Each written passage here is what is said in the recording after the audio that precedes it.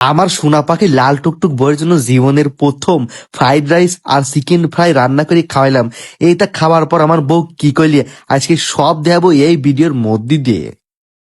আজকে আমার সোনা পাখি বউটা আবদার করেছে সে নাকি চিকেন ফ্রাই আর ফ্রাইড রাইস খাবি। তো বললাম সমস্যা নাই, তুমি যেহেতু খেতে চাইছাও অবশ্যই তোমাকে খাওয়াবো। এরপর হাত পা ভালো করে কসলায় ধুয়ে মশলা পাতালি রেডি হয়ে গেলাম। এবার সুন্দর করে মাংসটা পিস পিস করে কাটার পর দিয়ে দিলাম 2 টেবিল চামচ সয়া সস। এরপর দিয়ে দিব পরিমাণ মতো মিক্সড হার্ব। এই মিক্সড হার্ব দিলে আপনার মাংস মসমসি বেশি হয়, বুঝছেন। গোলমরিচের কালো গুঁড়া দেওয়া হয়ে গেলে এখন দিয়ে দেবো পরিমাণ মতো আদা বাটা আর রসুন বাটা। এরপর দিয়ে দেবো হালকা বাটার। বাটার দেওয়া হয়ে গেলে এখন ডিমটা নিয়ে সুন্দর করে ফেনায় নেওয়া লাগবে, কারণ যেন ডিমটা ভালোভাবে মিক্স হয়ে যায়, বুঝেছেন। তারপর দিয়ে দিলাম চিকেনের মধ্যে ডিম ঢালি দেওয়ার পর দেবো একটু পরিমাণ মতো লেবুর রস।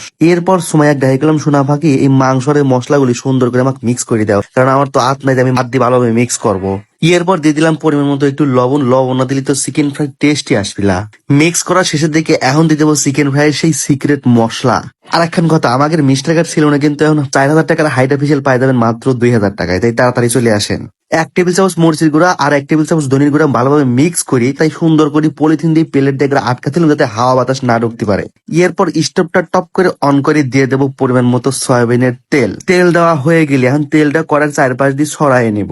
এরপর ডিমটা হালকা করে কাঁচা কাঁচা করে ভাইজে নেওয়া লাগবে, বুঝেছেন। আর আমাকে রাজশাহী ব্রাঞ্চের লোকেশন সাহেব বাজার, গণকপাড়া মোড়, রাজশাহী মিস্টার ভান্ডার অপোজিট হাসিব মার্কেটের ফার্স্ট ফ্লোর। এরপর দিয়ে দিলাম পরিমাণ মতো মরিচ কুচি, তারপর দিয়ে দিলাম পরিমাণ মতো পেঁয়াজ কুচি। দেওয়া হয়ে গেলে এখন সুন্দর করে আগে চামচ দিয়ে লাড়িয়ে নেবো। তারপর দিয়ে দেবো টমেটো কুচি। এখন দেবো হচ্ছে পরিমাণ মতো গাজর, আর আমার পা দিয়ে কুটার জন্য একটু বড় বড় হয়ে গেছে, আর একটু ছোট ছোট করে কুটতে হবে। তারপর দিয়ে দিলাম একটু ক্যাপসিকাম।